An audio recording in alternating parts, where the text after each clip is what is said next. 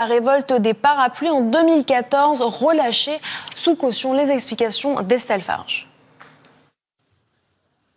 Après plusieurs heures de détention, Joshua Wong et Agnès Cho sont libérés sous caution dans l'attente de leur audition.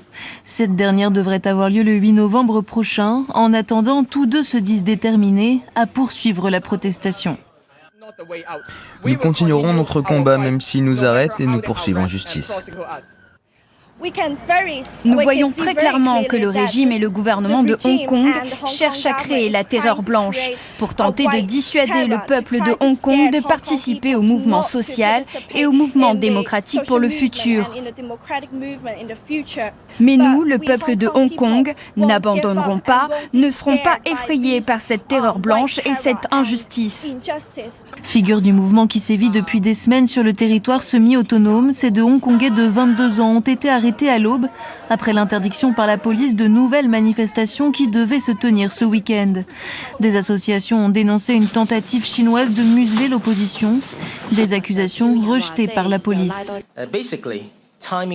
Fondamentalement, le moment de l'arrestation ne dicte pas notre enquête. Nous arrêtons une personne dès que nous avons recueilli suffisamment de preuves pour prouver son infraction.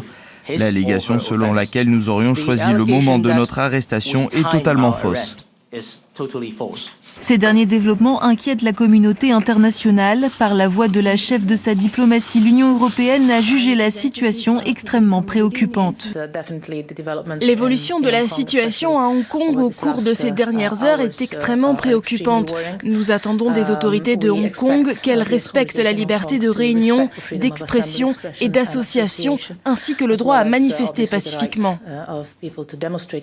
Né en avril après le rejet d'un projet de loi qui aurait permis l'extradition de suspects vers la Chine continentale, ce mouvement de protestation marque la pire crise que Hong Kong ait connue depuis sa rétrocession par la Chine en 1997. Un coup dur pour le processus de paix en Colombie. L'ex-numéro 2 des FARC dénonce la trahison de l'État. Le président colombien Iván Duque a lancé une offensive contre les ex-chefs de la guérilla. Il a pour cela créé une unité spéciale pour les débusquer et promet de généreuses récompenses pour leur arrestation. Samir Sabi. En treillis et munis de fusils, c'est ainsi que sont apparus d'ex-chefs de la guérilla des FARC pour annoncer la reprise de la lutte armée. Nous annonçons au monde qu'a commencé la seconde Marquetalia, au nom du droit universel des peuples à se lever en armes face à l'oppression. C'est la poursuite de la guérilla en réaction à la trahison par l'État des accords de paix conclus à La Havane. Un message dénoncé par le président colombien qui a mis leur tête à prix. Ce dernier avait auparavant tenté de modifier l'accord de paix, trop laxiste selon lui, envers les anciens guérilleros. Malgré la menace, Iván Duque reste déterminé. J'ai ordonné la création d'une unité spéciale chargée de poursuivre ces criminels,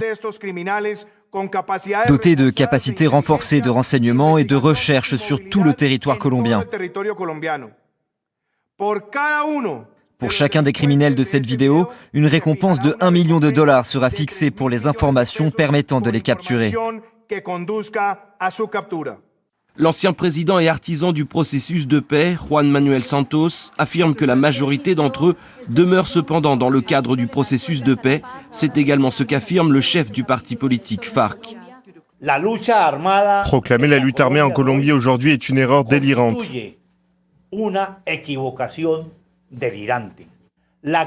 Des millions de compatriotes veulent un pays en paix. La guerre ne peut pas être le destin de ce pays. Nous sommes prêts à tout donner pour la paix et la justice sociale. L'accord de paix avait été signé en 2016. Il devait mettre fin à un conflit déchirant le pays depuis 52 ans. Un conflit aux enjeux géopolitiques également. La Colombie estime que les FARC ayant repris les armes sont soutenus par Nicolás Maduro, ce que les autorités vénézuéliennes démentent. Il est clair pour notre gouvernement qu'il y a un lien direct entre le président Nicolás Maduro et ces groupes qui tentent de malmener notre démocratie. Qu'est-ce que le Venezuela a à voir avec ça? Rien. À cause de ce conflit, on a accueilli plus de 5 millions de Colombiens. Un conflit qui a fait officiellement 260 000 morts, près de 7 millions de déplacés et quelques 45 000 disparus. Cette annonce des ex-guerrilleros n'est pas une surprise, c'est en tout cas l'avis d'Hernando Calvo Ospina, spécialiste de la Colombie. Écoutez-le.